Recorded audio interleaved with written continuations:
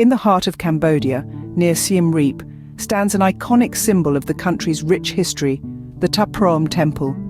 Originally christened as Rajavihara, this temple has withstood the test of time since its construction in the late 12th and early 13th centuries. Khmer King Jayavarman VII, a ruler known for his prolific temple building, commissioned the creation of Ta Prohm.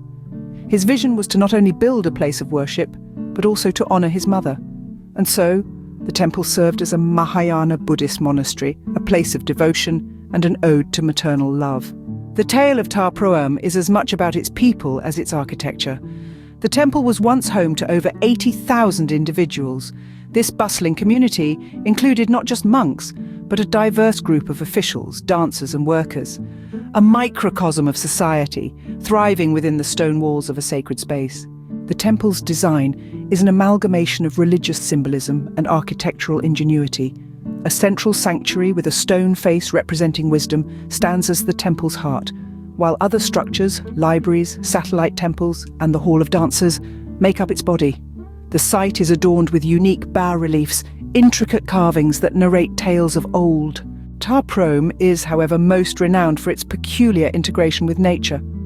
Over years of abandonment following the fall of the Khmer Empire, towering trees took root within the temple's ruins.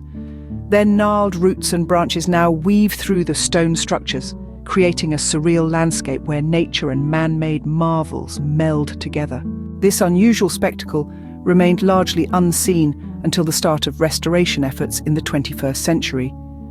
Recognizing the historical and cultural significance of Ta Prohm, UNESCO listed it as a World Heritage Site in 1992. So, we've journeyed through the timeline of Ta Prohm, from its creation by King Jayavarman VII as a tribute to his mother and as a Mahayana Buddhist monastery, to its role as a societal hub, housing over 80,000 individuals.